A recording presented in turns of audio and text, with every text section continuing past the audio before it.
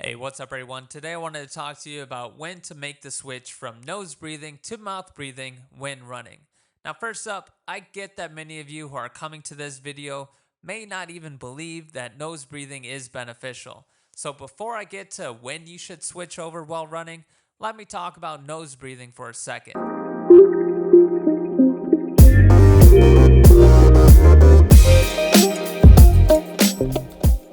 On any average day, we'll each take 20,000 breaths. And it's no surprise that with those 20,000 breaths, we aren't always pulling the levers to make each happen. And I get it. With so many breaths already taken per day, it's difficult to take advice on how to change up your breathing. Many people think it doesn't matter, but right now it's becoming a hot topic for debate on things such as taking only 7 seconds to breathe in or that we should only breathe in through our nose. Now, to start, nose breathing is what we all should be doing while running and any time that we're not running, aka all the time, because several studies on breathing have already been completed and many more are coming. And so far, it seems that it matters if you're breathing through your nose or your mouth. Why does it matter? Well, because breathing through your nose every day will improve your circulation, heart health, stress, and more.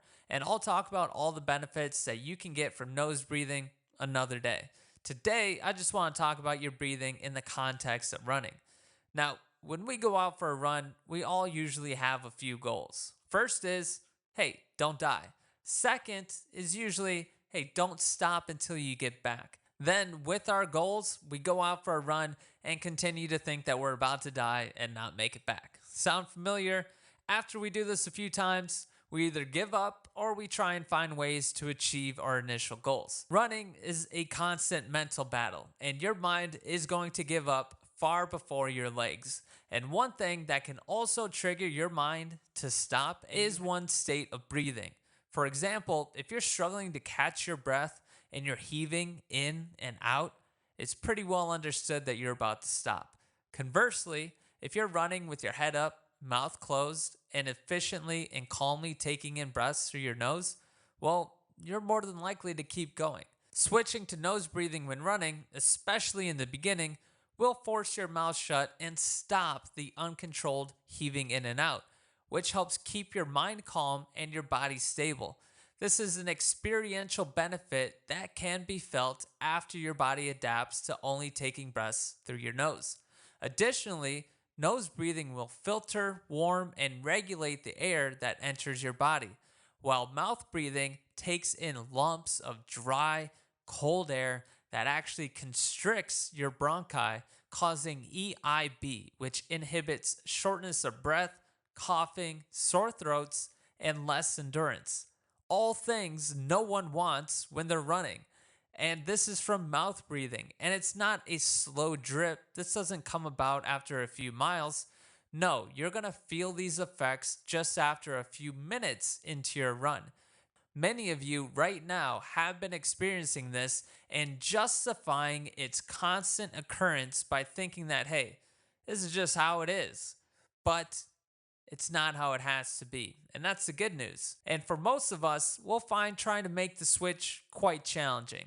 But the challenge must be overcome. And the answer to the question of when you should switch to mouth breathing starts here.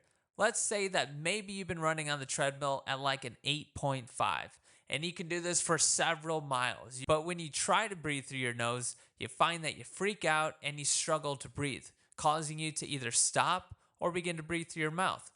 Not building yourself up to be able to handle this through your nose is the problem. What you should do instead is lower the intensity of your run and slowly breathe through your nose for several miles, minutes, or as long as you can. And once you've gone through several bouts of strain, then incorporate a small amount of mouth breathing and nose breathing for, say, the last 10 to 15% of your run, preferably after you increase the pace.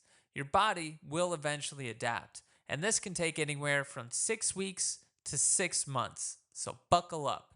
Now, you should know that there are arguments that you should never switch over to mouth breathing when running.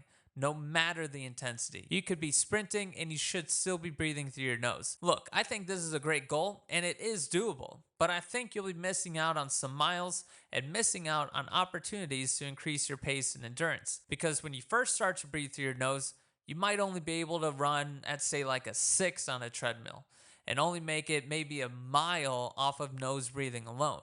And if you just stop there, guess what? You've only run a mile for that day and you only ran a mile at like a 6. It can benefit you to keep going a bit further. And if that means opening your mouth a little bit, then do so. Because over time, the rising tide will raise all boats. In the future, you'll be able to hold out longer and run faster, in part because of this last 10 to 15% that you add in. And I'm not saying when you switch over to plug your nose and open the floodgates, because you will soon experience EBI. That will still be there. But when you're running at a 6 and you find yourself thinking that you're unable to go any further with nose breathing alone, push past that until you come across that thought a few more times. Then switch to a 10 and crack open your mouth. When doing this, try to still primarily breathe through your nostrils. Do so by taking in 80% of your breath through your nose, then slightly opening your mouth to take the last 20% of air through your mouth and your nose, not just your mouth. Again, don't immediately switch over once you feel just the slightest amount of uneasiness. Instead, push through, keep going, and when you truly believe it's done, make the switch. Over time, with improvements, you'll find that nose breathing is the most efficient way to run. And the thing is that the time that you should make the switch is going to keep on moving farther away. Today, it might be after 3 minutes. Next week, might be after 10 minutes. The week after, hey, maybe you're going 20 minutes. And it's going to keep on increasing until a certain point. But it's going to keep on moving. So keep updating it and keep moving it down the road. Good luck.